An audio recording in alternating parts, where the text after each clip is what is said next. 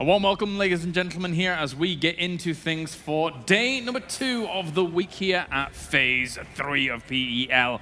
And things are getting hot after yesterday's results here, with all of those teams trying to vie for the top spots, trying to not only attain what is at stake here when it comes to the prize pool, but also claim those juicy, juicy points to eventually try and get themselves on the global points to get to PGC. Welcome to the analysis desk, ladies and gentlemen. My name's CrowCrowd, and to my left, Froz and Avenger. We just saw you before, that's fine. You've already did a little bit talking. I have legs, so I can move between locations. You can. It's possible. That was... Actually, you know, normally you don't see the legs behind desks. No, exactly. Sometimes they're completely gone, and I'm just a floating torso. Mystified. Truly mystified. Yeah. Gentlemen, though, of course, when we look at what is coming into today, based on what we saw yesterday, etc., and things like that, those global points are starting to get more and more relevant as time does go on for us. Yeah, so yesterday we started off with 2 points differential between NIP, Raise Your Edge, Knights, and CrowCrowd. Yeah. And the big thing was that NIP had a wonderful day yesterday, while CrowCrowd, Knights, and Raise Your Edge, they ended up in the bottom, all 3 of them, with kind of not too many points. So, with that said, NIP right now has a little bit of a cushion. They got 15 points down to CrowCrowd, and then it's 4 points down to Pittsburgh Knights, and then it's another 6 points down to Raise Your Edge.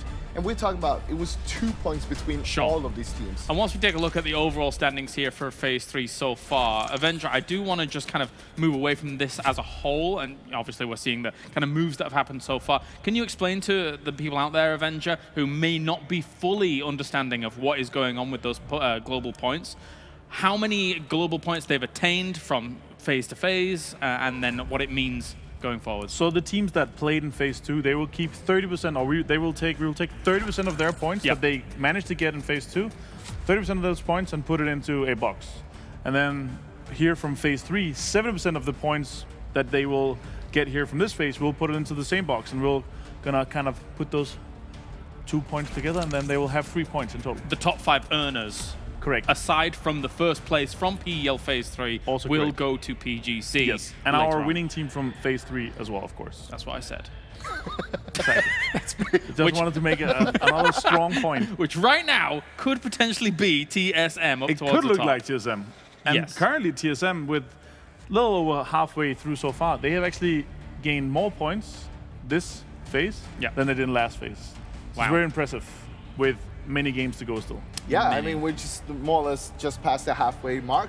Yeah. And right now, G2 actually, they had a wonderful first week, but coming into week 2 and week 3, they kind of showed us a little bit of a weaker performance. And right now, I mean, they're on the verge to get taken over by NIP. The new boys stepped up very well in the first week, maybe a little bit in the second week. He definitely stepped up, and it could be a honeymoon period. I heard some of the players throw around the word the honeymoon period. The honeymoon period is over. It's 2 words. That's also 2 words. The sentence, the sentence, you know. I'm having a right go at you this desk segment. It's okay. I'm so sorry. I'm all right with it. I'll banter you back later. I'll get you. No, but overall, G2 was looking very promising week 1. Yeah. But you also have to remember, they do have a lot of points from Phase 2. That's true. And the 30% points there, so they have a bit of a cushion to that. So talking about that, from NIP up to G2, NIP is currently on the 6th position when it comes to the global points. And on 5th place, it's G2 actually. Yeah. And right now, they have a 50-point lead, G2 to NIP. Yeah. And for the next one, from NIP down to the next one, it's either Raise Your Edge or Pittsburgh Knights. And that's it's also CrowCrowd. Or it's CrowCrowd as well, because they are obviously doing better it's as well. 15 points. So there's a 65-point cushion. But also remember, those 65 points, you will need to get even more.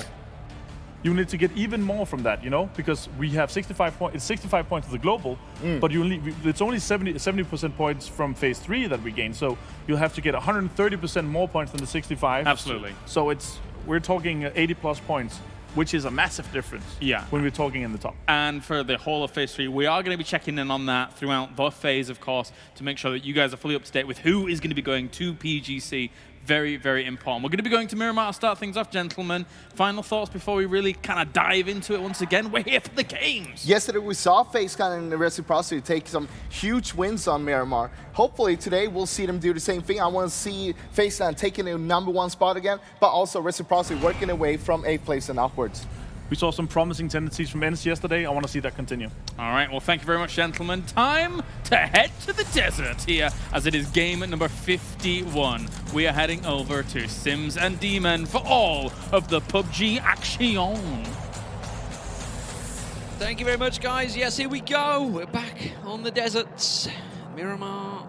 And, well, it was a good day, a good start for FaZe Clan yesterday. Let's see if they can sort of match that. Obviously, it was a relatively decent playing path for most of the teams. This one, it's a pretty central one this time around. Straight across Pozo, up to El Azahar and San Martin. So, obviously, all the teams that drop in and around the middle area, they're going to be happy. I guess Los Leones and North and South drops. The extremities are just a little far afield. Yeah, anyone was going to go down that neck of the woods. A bit more of a difficult time compared to this one. Again, everything can be thrown up in the air and we can just talk utter nonsense at this point, regardless of where the circle goes. We never know. For some teams, it can be rather good. We've seen a fair amount, to be fair, when the circle, it'll just land basically over the middle of the flight path. It's becoming a common thing. It's nothing to read into. It just seems to be a bit of luck that goes their way, but yeah, you touched on it. Anyone down south, it's a bit more of a longer drop. So the north is going to be very condensed and very packed, and this is why you have quite a few people who are squidging themselves over against the wall in the west. I was just wondering. I thought they're going to challenge El Azhar, but they're not. They're going to carry on north, aren't they? So yeah, I think everyone's kind of found the homes. N47 and GamerLegion had dropped out the plane first, so it is kind of a little condensed on the western front, but what depends where this circle's going to go. North, south, east, west. Will it be a central? Okay, it's back over the western side, which actually suits, because obviously that's where we saw a lot of players go out. It's a relatively decent circle, I think, for most. There is a sizable portion, about 30% of unplayable terrain. And this actually, you know, we were talking about it yesterday about the unplayable area and how the circle shifted to it. This is a very similar circle to that game. Yeah, it's not too far.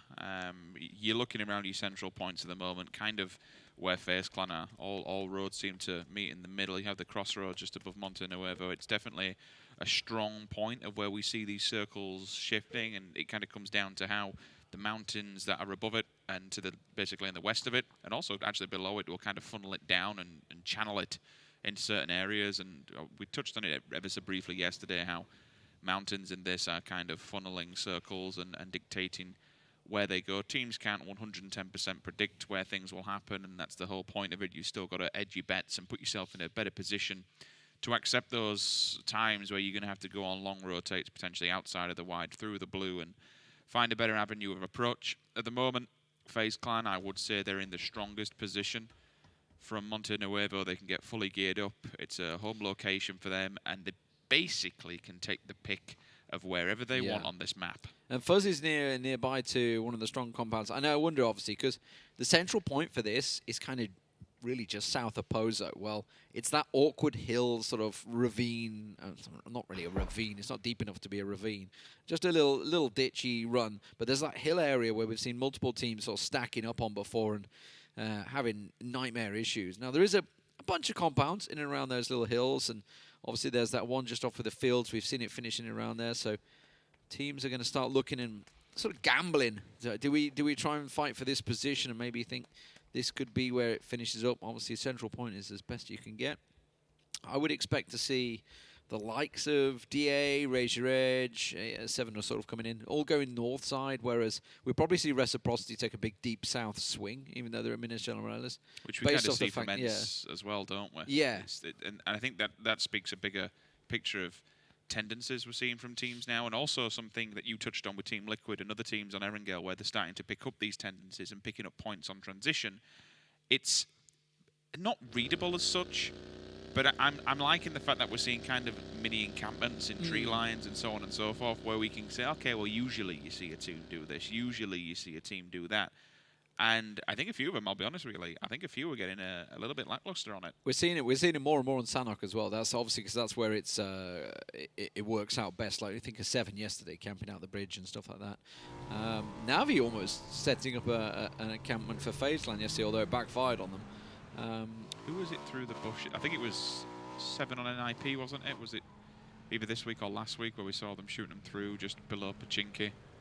at one point. It's little tendencies like that where you can kind of preempt where teams are going to be lurking now, just for the simple fact of you understand.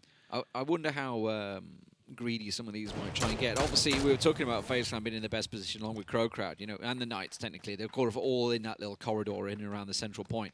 I wonder how greedy some of these might try and get to take as much territory as they can. You can see ubah's at this compound. We've got people on the hill. There's another compound just off to the right that Fuzz is covering.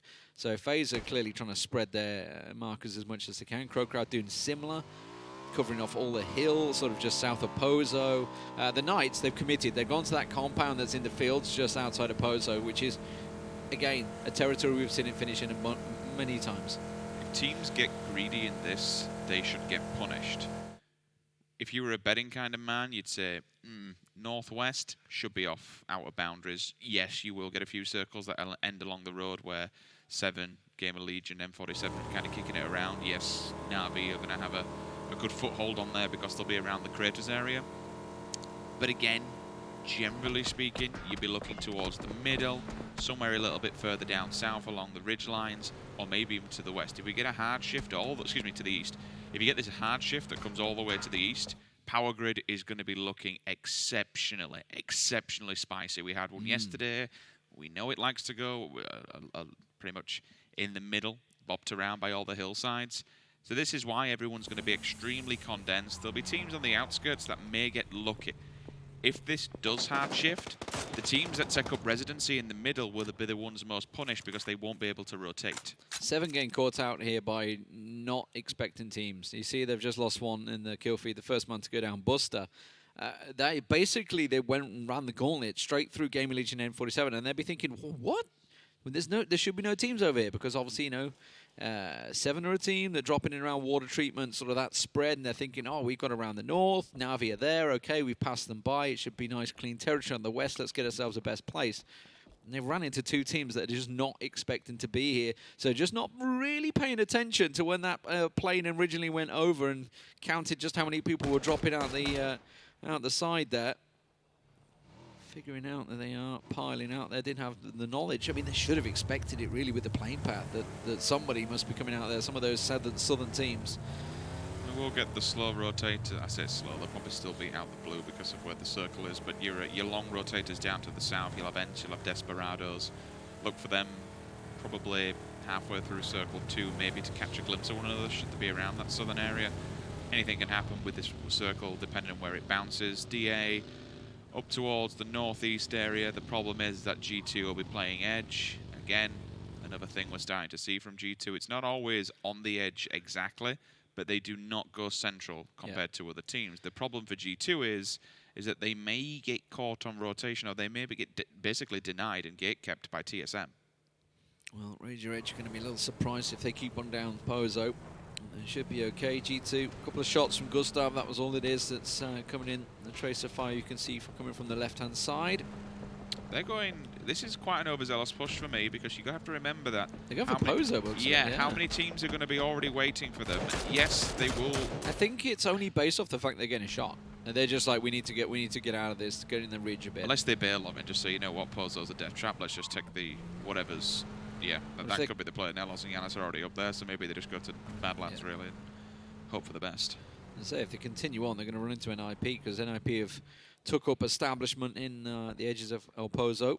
If they get a hard shift to the northeast, they'll be laughing because they'll be first one to craters. Yeah, which is where we saw it. Was it yesterday, right? It came down from it. Yeah. Actually, no, excuse me. It went up, didn't it, towards. It pulled over to it. Yeah, just outside, but. ENCE, meanwhile, I've got a massive spread down south. This is what we expected. Big long road rotate. Desperados are the only team really out in the blue. DA coming in on from the eastern side. Desperados are actually off the south side of your screen right now. You can see ENCE coming in, but Desperados are still, they've not even reached Valadolmar yet. There is the shift. That's what we expected. So the Knights are happy. They're going to stay in this compound. FaZe might just nudge across a bit. Michael's got a great compound there for the rest of his team. So you can see TSM, they're going to scramble and get down south and get into that compound because, as expected, it will pull over away from that unplayable terrain. It's just done it very hard. Yeah, that very is early a hard and very one. hard. If we get another hard one, then it goes power grid as far as I'm concerned. That'll fixate on towards it. I wouldn't be surprised if somebody takes up residency within Power Grid. It'd be a good place. We're getting some Reddit highlights. We're getting close enough. Yes. Even taking Power Grid now, you might think, yeah, you're really hoping on a hard shift. Yes, you are. But it'll give you options because you can watch the terrain around you. You'll have some options to move. Liquid could get into a bit of a scuffle here because all the teams are moving fast and furiously. We have TSM, Liquid, Digital Athletics. Oh, Nipper's too slow. Nipper too slow. Maybe even Reciprocity to a bigger extent, who are all going for this more centralized area, both between FaZe Clan and Power Grid, because we are going to have the circle somewhere in the middle of all this. Nipper kind of moved very slowly out of Pozo, and they got caught napping because Razor Edge moved in to Pozo. So Nipper moved out to where TSM were. It's this domino effect of people just scouting and moving positions. There's one man down, you see there, that was ENCE. There's TRYFFELI, as he got caught out. They were coming in the south, but they kind of ran into the backside of 7. A little too close. And that's forced GamerLegion and Navi to actually continue way further south. Desperados, they're coming in through Kumisera. Oh, Shumasera, I should say, to get the correct pronunciation of it. Shuma? Shumasera. Yeah, okay. Shumasera. Nice. I always either been north. I've always said Kumisera. Yeah, same here, mate. Wow, okay, the south, that looks busy. Yeah. ENCE, Navi, GamerLegion, Desperados, unfortunately, might get caught in the midst of all this one. The intriguing fact, and this is where you even need your IGL or somebody who's just bloody clever on the team, is when you look at this one, and again, this is speaking a bigger volume about being extremely fast. Tom was like, I'll pull up a scout, Calvin just yoinks it straight over the top. There are guaranteed 3 places that are north, east and west of this circle that it can't go to. Right now, NIP is on what you want to kind of call the hook of the mountain that comes down, so you know for a fact it can't go there. You go all the way to the west behind M47, another mountain, can't go there. Then you come to the east, just below Power Grid, you'll have that ridge that runs below it. So you've got 3 places that could dictate and bounce where the circle's going to be going. Teams should be reading this now, and that's why you have a lot of them heading and banking for the middle, because eventually it's going to flow down like water, and you are going to get it somewhere between Power Grid and FaZe Clan. Right now, FaZe, and I'd say Liquid, probably the best ones, are in more of a rotational period, even in TSM to a bigger extent. The teams that are on the outskirts, there's going to be places to move and fight from. But the problem is all these little mini scuffles getting to those positions. What is going on down south? Like this one as an example, because GamerLegion are also in the wind of this. If they pull up now, they could really throw things into despair for Navi. Well, so Navi had kind of pulled up on GamerLegion to try and catch them out, but I think they just discounted the fact that Desperados could get them from range, and they have just lost players for nothing, really, in all honesty. Desperados absolutely gained this. You can see 4 kills and counted. They have absolutely gained on this, and all they've done is just got pulled up on this hill. And look at the widespread they got. You can see SIMSY out there, TomiL. Look, it's widespread across the hills. These 2 teams that are traversing south. There's the circle shift. We were talking about that compound that FaZe are in. I've lost count in the amount of games we've seen it finishing in and around there. And obviously the ditch that's on the other side of the road from it, etc. Those sort of area. It's very tricky. The Knights are still happy in their compound, but we are starting to see teams sending it. Razor Edge are going for that hill behind FaZe. It may backfire. Yeah, there are teams lurking here, so a few grenades will do the damage. Temi will at least put some fire down to peacock them away, but SKUIJKE has committed to this, and it probably comes down to how little life he has. Caldermenta takes the hillside to give him the cross angle. Menox comes in for support. They are going to have to fight this one because there's a very strong position to be in for the next few circles that are going to be coming their way. So torrid. The N47 is trying to follow what Razor Edge just did, and they're just getting bodied from the hillside. They can't push down because they've got CrowCrowd there. They can't go to the fields because the Knights are there. And now Razor Edge have just gone ahead of them. They've just been completely caught out. Meanwhile, on the other side, G2 and DA are clashing, and G2 are just rolling through them at the moment. This still could quite easily go the way and go down south. And maybe give reciprocity to the DA upper have edge. gone into TL. DA have forced into Team Liquid, and actually it's been caught them off guard. GMT and Samty, the brothers, have both gone down already in this 2-2 split that Team Liquid had, has been caught wide open, almost by a fleeing Digital Athletics, who are forced to back away from G2, and they just ran straight into Team Liquid, and their problems seem to continue. James, you can see, he's picked up a Mark 14 somewhere, so they've had a crate, but... Oh, they're getting pushed.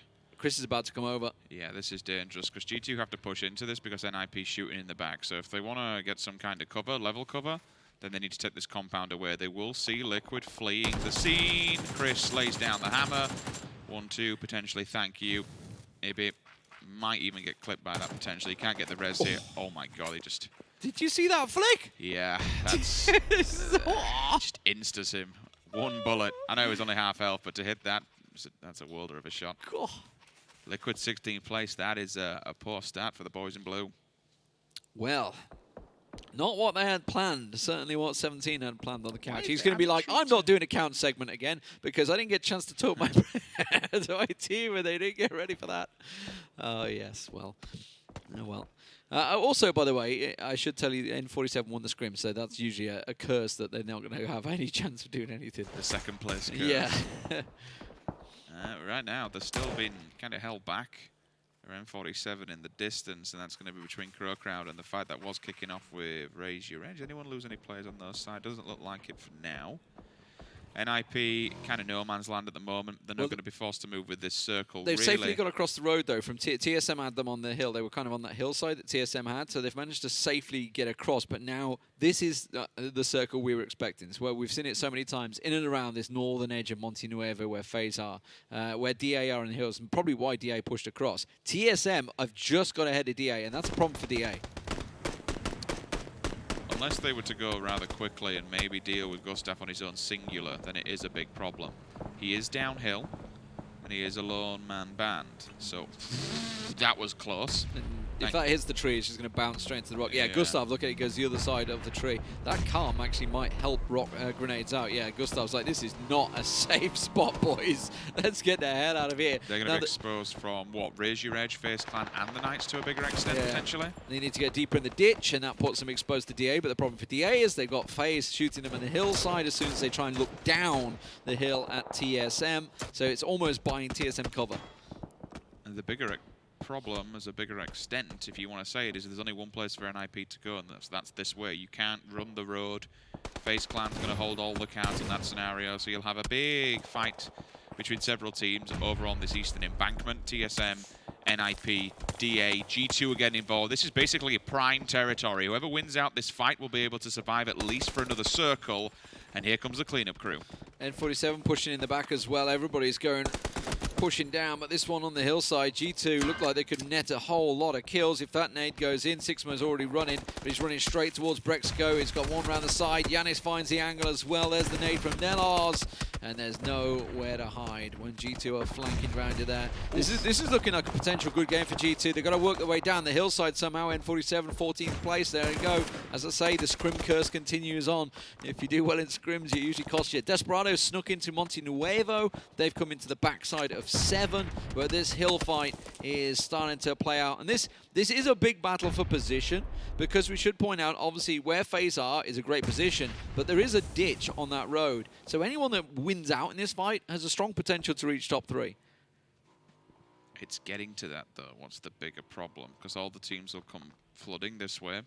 Navi are down to 2, so at the moment they're just laying low. Pokemon is central of the circle, so we can basically sit and pray and hope for time. You watch it, Pulton, Monte Nuevo now. Have a big shift in the circle. Copped. At the moment, G2 are just picking up all these individual players. Even, look, they're collecting kills. At the moment, they are just mopping up all these battles that are going down. Oh, there's Senya. There's another one. I mean, the Des just talked about G2, obviously, you know, the honeymoon period, etc., with the new players coming in, and they are being pressured by NIP and TSM, etc., all the points that are sort of that they garnered and collected, which was a lot of points in Phase 2. The top 4 were some way ahead. I think they were 100+ points ahead of 5th place, weren't they, at one point? So people are catching them up, you know, compared to what they did initially. Pressure's on. Yeah. And we've seen this before when G2 have unfortunately fallen off in previous iterations and phases. They are prone to tilt. This is a team that, again, it's not tried and tested as such, but certainly individual players that are proving they're worth their weight in gold. We shall see. This could be a good game for them, and it would be good to be getting a nice big fat placement with some points to boot as well, and kind of extend that gap that they currently have on 6th place. Raise Your Edge, they'll hold the line. Thankfully for them, the Knights will be kept at bay, but this should be an aggressive push from the Knights because they need to advance forward. I like that move from CrowCrowd as well. They've gone down to those little trashy sort of area the circle will hold. It also gives them the edge of the hill. If you've got that nice little brow, it will cause problems for RaiseYourEdge, who here have just had SIMSY knocked down. They're trying to keep the Knights at bay, who are working their way on the hillside. And, well, Tiikzu's remain for CrowCrowd to try and benefit from as much as he can here, but the RaiseYourEdge guys, they had a horrible, horrible day yesterday, getting the record for the least amount of points. I don't think that's a record they're going to want to hold. They're hoping somebody gets 0 points in a day now because they got just 1 point yesterday. And as I said, someone said, could you not just, like, killed anyone? Actually, the 1 point they got was when SIMSY stole a kill. It wasn't even a knock. He stole the kill from somebody else. So that was the only point they got yesterday. They will go down, unfortunately. It kind of comes down to the scuffle they had initially with CrowCrowd. Vard is holding on for dear life, trying to get the med off, but he knows he's in all kinds of trouble, but spraying through the smoke will work. That's a banger of a headshot as well. 1-2, thank you. That's 2 players individually down. MBS left to kind of hold the fort here and get some kind of position. Great push from Desperados, by the way. We didn't get to watch much of it, but they pushed on to 7. They did get the initial knock on Sadovnik, which launched it, but they've basically crossed the road in Montenuevo and wiped out 7 from Montenuevo, so that is now theirs. All they have is mxey remaining. As MBS... He really wants that 1 point. Really does. That's why there's the suppressive fires there, just to try and deny it. If they can get the res onto... Oh, actually, the blue. So there is... I mean, they could do it, I suppose. He's going to try and go for the flank around to get the secure the kill. Oh, you can see him aiming up for it, but it's Aitzy that gets the kill in the end and steals it away and takes him down. Drayden will steal the kill from TSM, so Rory's been flushed out by them because they've won out the battle on the hill with RaiseYourEdge and now have a position to take fire on this hillside. G2 sending it, TSM sending it. They're all going for the ditch, but PokeMoLoDoy is there at the moment. Chris will pull up around the side. This could be a mowdown, but PokeMoLoDoy, no song for you today, son. You're gone. Smokes are up. They got the vehicle as well. They can shoot out the tires, shoot out the vehicles altogether. Make use of the cover that they will provide. Maybe even bounce back a few grenades that come flying their way. TSM are safe just because of how many people have died around them, essentially. For how many scuffles TSM's actually been in, to only have that could be a big nade. 1 kill is interesting to say the least. The vehicle, it doesn't actually do the damage. It is the grenade which will seal the deal. And which actually saved him effectively, but I don't know how long it's going to save him for. Gustav's pushing this one. TSM feeling it. How many more nades have they got? The thing is they can't make this cross because it will make them slightly visible to FaZe and the Knights on the hillside. He's going for it though. Iroh's going for it. You can hear the shots peppering around him, but he's managed to make the run. Is it going to work out? If he gets in there, he can collect himself 3 points for his team. PokeMoLoDoy in the end will pick up the kill point because NELLOZ bleeds out from the initial knock, but Iroh made it across that ditch. I don't know how. Chris's is probably, but probably doesn't realize that Chris is slightly disconnected from the rest of the team to hold the line should he want to try and get involved in this. The stims you can see have been used and abused. The battle now is obviously Montenuevo, Reciprocity, Desperados, both down there. They all need to move with this new circle. They all need to head north to the slightest of ridge lines that is there, the smallest of ditches. So we may see Reciprocity possibly making a push into the backside where G2 were. I like that you touched on CrowCrowd. The split at the moment is pretty good. He's giving the foothold in the circle for the update, but it also gives them a covering fire from above should they want to take the fight with the Knights if they have to come forward. This is a really good split, but... Rekka going for it. They're going to come in behind G2. So Shiv is blasting on bike. You can see him in your picture-in-picture, and they really have nowhere else to go other than that point. They either come in on TSM or G2. They're going to come above them because they know they're both there. It's actually playing outside the circle to look down, but it's just too much fire coming towards them. When you see a bike moving at that stage, it is just open season. It's actually Desperados that will steal the kill away. They made their move. That actually gave Desperados the cover they needed to get out of Montenuevo. TSM made the move. Ira's there holding the line. He does have a bit of a cover, Look at the not denials. for too long. I like that from G2. Clear him out and get them off the ridge. All right, they may have lost a player by doing so, but they should be able to get the res now. I mean, their gear is going to be pretty battered, but to control that little ditch, that's advantageous, and they picked up a shed load of kills as well to boot. He has an angle. Mice has managed to find himself one. Calvin's still yet to move, but I don't know whether he's going to come out of Montenuevo. Looks like he's slowly on the go now. Mac&Dark is still in there, by the way. Top 6 so far for GamerLegion, considering how they got bodied down south by Desperados earlier on. Speaking of bodies, CrowCrowd are collecting them here. Desperados, I mean, once they're in that position to come out of there, they were kind of in trouble. Circle will dictate who lives, who dies. FaZe Clan holding the biggest amount of territory. For 4 individual players, though, it will be hard to keep a track of all these teams and how things go. It does pull a little bit more teetering towards the western side. That puts the fields into where CrowCrowd are, so they have some kind of covering fire.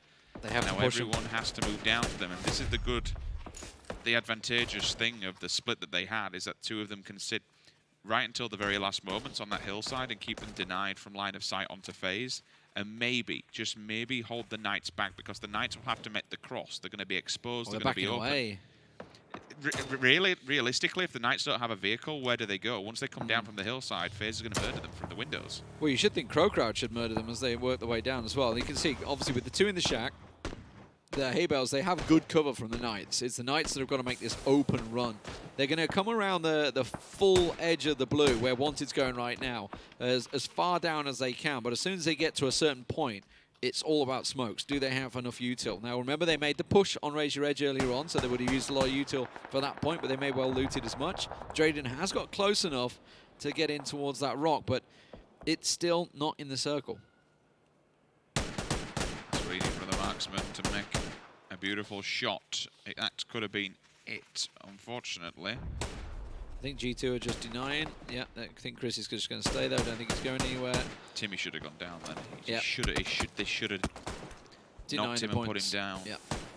Made some kind of an opening, because you can see their gear is just, after so many fights, all the utility has to be committed. This is it. This is the push. The smoke wall's up. Drayden will grab the vehicle, provide a little bit more. He's going to go for the hay bales, I think. I think no, the back of the shack. The back of this, because then he can post the nade through, or he can just be a nuisance. The levels of survivability is great, and the fact that he hits that without a helmet is unbelievable. By hook or by crook, the Knights have made this work. FaZe catching the CrowCrowd are getting hit from multiple angles now. They're trying to bank on this one. Reels comes in. He manages to clean up with Snark. NOOKIE, the last man, gets 1, gets 2. Can he deny the points? Yes, he can. Can't switch the weapon quick enough, though, and will get taken down, but the Knights will lose 1. And FaZe, look at FaZe. Look at the aggression. Aitzy and mxey have come straight out. They've realized the situation. They're going to sweep out SIMSY here. Just going to find the last man. He will go down, and they're going to turn their attention with a big pincer move onto the rest of the Knights. You already saw how damaged they were and how much utility had been committed. FaZe have really yet to... It was like, there's absolutely no cover here. Yeah. There's absolutely nothing. I mean, you can hit the deck. That's the positive side to it. And the attribute of this area, you can just hit the deck initially, go for the drop shot. The Knights, I'm surprised CrowCrowd let them get... They literally got away with murder. And I hope to God the desk talks about that move that they did. It was... And we're seeing it a little bit more. How teams will use the smokes, build a proper wall, using the car for cover, put it on the backside, line the smokes up, deny vision to FaZe, make the push. They shouldn't be alive in this scenario, but it was such a fantastic maneuver. Whoever was IGL in that and making the call to do so, big play. Okay, so there's 2 things. FaZe have the center point, which is where ubah is right now. They have a big flank, but they are very spread. So if they were to lose and get a random knock here and there, if Drayden with that SLR could have landed something, it would cause some problems, because the Knights are very much on the back of the blue, being pinched. So obviously with FaZe 9 going to squeeze into the center, it's down for the Knights. They have to get a knock here. That's why they're trying to make these moves. So they're trying to get the positions, trying to get the angles, to try and find someone and find an opening. But FaZe have a massive spread on this circle. Yeah, that's the bigger problem, is that they've split themselves into 2-2. They have a multitude of angles. Fuzzface, the first one. There is a response, though. The initial refrag will go through. ubah sees him. But there's again, 2. Reels hits the world. That's good.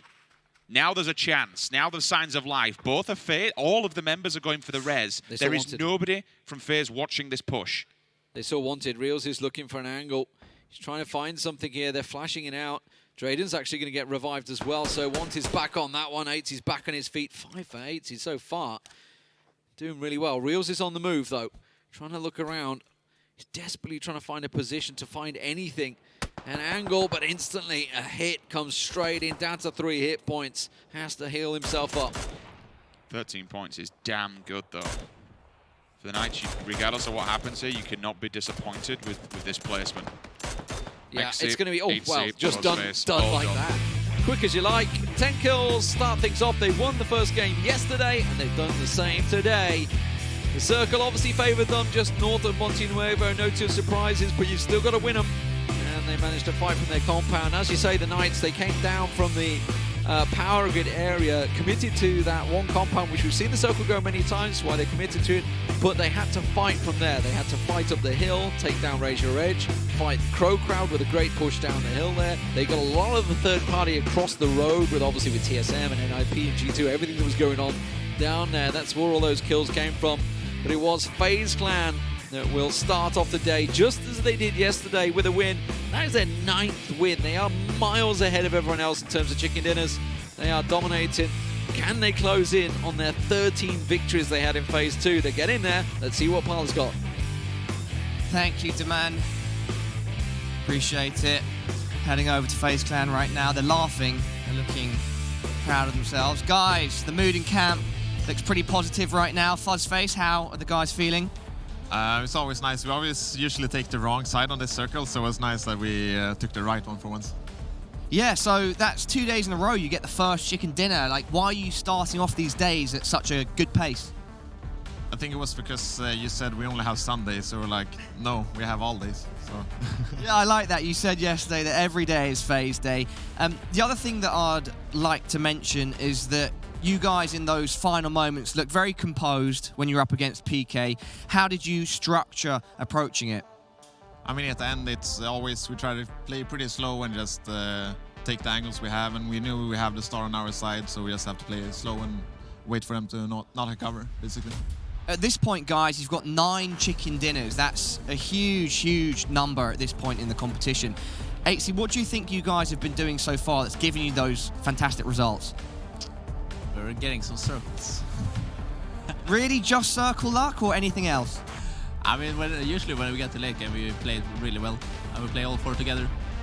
I definitely think your late game is one of your strongest. We've got some highlights on screen right now. mxey, how would you describe FaZe Clan's end game?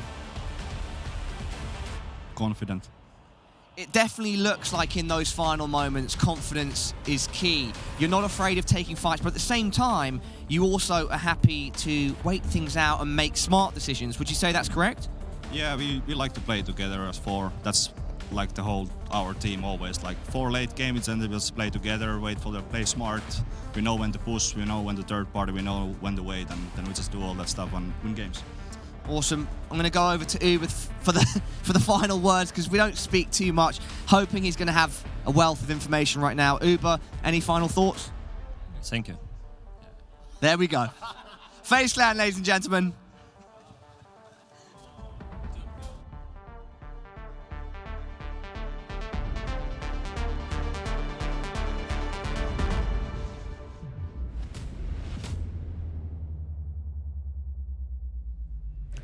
Not many words to say there for ubah, but that is how the cookie is going to crumble. 9 chicken dinners here for FaZe as they're able to get themselves another win on Miramar, which now means it's the triple chicken dinner world tour winner here for FaZe. That's pretty big. Yeah, 3 wins on each map. I mean, some of the teams only got 1 win, and some got 0. And there's some, no, there's no one teams. team.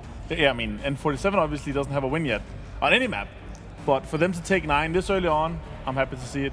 It talks to their dominance. I want to see them step up in the other games as well, though. This looks like how they're playing so far in their wins.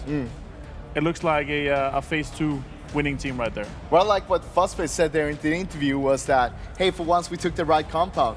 Well, I feel like they didn't choose that one themselves because the compound that you should go to was taken by Pittsburgh Knights, actually. Up on the north side there, on the southwest of the hill. You know what? I actually respect that move. Obviously, we've seen a fair share of endings in that area. Yeah. We've seen how strong that compound can be. We saw FaZe Clan being that compound early on where ubah survived together with Aitzy in the end, and they won a 2 versus 4 versus ENCE. So obviously that comeback could be very strong. But with this circle, this specific circle, how everything turned out, their combo is just too strong. Like, they had so much control, and it ended up, everybody was fighting on the edge of the circle, and they didn't have a lot of kind of kills to be able to get because everybody didn't want to go into that area. I think exemplified even by G2's attempt to try and do something there and then get catastrophically mowed into the ground. Yeah, I mean, first of all, you had all the two groups, kind of. One on the east side, that was like 3-4 teams. Yeah. They had on the north side as well, it was like 4 or 5 teams. G2 was one of the teams on the east side, and basically they won the fight against teams like TSM, Navi that we can see here. But then they needed to crash FaZe compound, and they had 2 guys. I think they were on a bike. They got shot at while trying to breach FaZe, and they were just like, bail, bail, bail. Yeah, and they bailed into the blue, and both of them got knocked, which is here. That was very unfortunate. But I honestly, I like the try from this. When you're on the east side and you have to cross the road, we say it again and again. If you have to cross the road, it's just so hard. Before, we didn't see too much of it, though. But the smoke wall into the car breach, into winning the 1v1 from Drayton, he smacked into that shack like a tank and took down one player that opened up the whole fight, that managed to get them 3 or 4 kills and get them a respectable second place. And almost with the 2 knocks there in the beginning, there's a slight chance. I was yelling at that point. There was a slight chance to make it an even fight. Like a battle shout almost. That 1v1 from Drayton there was actually the winning moment for him. If he didn't win that fight, they would never have won that the whole fight there against EC. This is going to be very top-heavy, gentlemen. Oh, yeah. With 9 through 16, there is only 6 points amongst them. So we consider a bad game that's either 0 points or 1 point. So all 8 teams here, they had a bad game. Ooh, a lot of points. Wow, that is probably one of the most top-heavy games we've seen, guys. That's 20 points each, almost there for Pittsburgh Knights and FaZe as they get 19. Pittsburgh Knights, almost holy intervention for them towards the end. A massive amount of kills being able to be racked up. And Desperado, to be able to get 3rd in a circle like that is this far west. Yeah. Obviously, they are rotating, and our second circle did shift towards the eastern side, but they managed to play that so well. I was surprised to see that they were able to take 2nd with this game here in this circle. Let's take a look at FaZe Clan up against CrowCrowd. CrowCrowd, for the most part, was able to do pretty valiantly well themselves here during this game. Yeah, we saw them on the west side actually spreading out a lot, doing more or less a 1-1-1-1 split, taking a lot of ground, and that helped them to, for example, wipe out Desperado because they had so many angles on Desperado down on the south side that they could easily just pick them out. They had no cover to work with down there. Well, that's important, right? And not only having angles on them, but also having angles to your teammates when you have those kind of splits. Surely. But that was also their fault, though. Because of that split, Pittsburgh Knights could easily breach that shack, and that shack was like the anchor point to actually win the fight itself. One day we're going to get Big Head Wanted and back. Uber, a big thank you to Uber here for being #1 damage dealer. Thank you. How many words is that? That's 2. Yeah. But overall as well, to say to that, CrowCrowd, because they split out like that, I would say that's still the right move, even though they opened themselves up to both having an angle from FaZe Clan. Yeah. But it's still the right move too, considering the position they were in. Like, you can't stack like 3 or 4 guys in the shack. You're gonna get naded. And maybe they should have used more smokes. Yeah, they could have to like give themselves some more space overall. But I still see it's the right move, and how they played was the right kind of call to make. It's a very important game as well for FaZe Clan. Obviously, they opened up yesterday with a win. Likewise, got a win now under their belts. They were already in 2nd coming into today, and they're trying to slowly eke out that gap that TSM seemed to establish via more consistency than all the amazing wins that FaZe has got. I mean, they were 28 points behind TSM coming into this game. Also, I think TSM got 2 points, right? So they should have reached the 400 mark. Yes, maybe, correct. Yeah, that's impressive. Yeah. But also, FaZe Clan here with another win in Miramar, they really want to show us, because we've been talking about it a few times. You know what I'm going to say now? It's the weakest map. We've been kind of talking about it's the weakest map, but yesterday they were willing to throw both games on an angle with a 13th and a 14th place, just to show us that Miramar is also a strong map for them, and then obviously go in here and win again. You're right. So I like to see that they're 100%. They're doing an effort to make sure that all maps are equally strong. They're only doing it just for you, Martin. No, not for us. I mean, that's all the doubters out there. All the doubters. That's 2 days in a row now that they're taking it home, the first chicken dinner on Miramar, actually. Yeah. There you go. There you go. Of course, you can be involved as well at home with the hashtag AskPEL, as we showed some questions at the beginning of the show, I think. But of course, we'll be showing some of those throughout the day, as well as maybe even tomorrow as well. We actually have a question coming in. Official question reader, Mr. Martin, take it away. As analysts, can you explain the poor performance of ENCE so far in the first 3 weeks of Phase 3 compared to Phase 1? We've been talking about this a lot, right? Yeah, we have. So first of all, they had a really good first phase, and then they got brought down. And with that, when they got brought down during the kickoff cup, that was the start of the downhill for them. Yeah. They got literally shattered, and the mentality and mindset coming in from that, when you're from the top and getting brought down to the dead bottom, it's super rough. It's rougher than being in the average all the time, because if you're in the average, you can just do a little bit better, and you see the results from it. When you're from the hard top going to the dead bottom, super rough. Yeah, and I think once they hit that wall, they did kind of, I would say, at FaZe Global Summit. Once they hit that, it was downhill from there, and it took some time to kind of rebuild themselves, both mentally, their attitude, their work ethic, everything kind of had to rebuild again. And I would say, from what we've seen from yesterday's, what we've seen so far a little bit, there are some tendencies. I want to see them continue to build on those foundations, because overall, the looting locations aren't the best, to be fair. Yeah, it's outside the top 10. They're not even close to having a top 10 looting location, which is fairly important. We've seen a lot of endings, we've seen some tendencies of the teams that are looting in some locations, they get often more wins when we have circles in that area. Sure. But when you loot Stelbakamaski, when you loot in between 2 teams on Miramar, which is it's 80% of our games, right? We have really, really rough looting locations. You're kind of putting you're putting it against yourself a little bit more. Especially with this many games, it becomes more and more hindrance as time goes on. Right. Because the earlier, the lobby's a bit unstable, everything, but everyone now knows how it's going. Final thoughts for us? Well, one more thing is that I feel like ENCE is still playing the game they were playing in Phase 1. Compared to all the other teams, they're kind of changing things up. Yeah. They are evolving, becoming better teams. They change up their strategies, make sure that they're adapting themselves to the other teams, while ENCE is still on the same page as they were on Phase 1. Makes a lot of sense. All right, thank you very much, gentlemen. It's time for a short break here at PEL, and when we return, we have Miramar once again. Don't go anywhere. Let's hear from TSM and Gustav.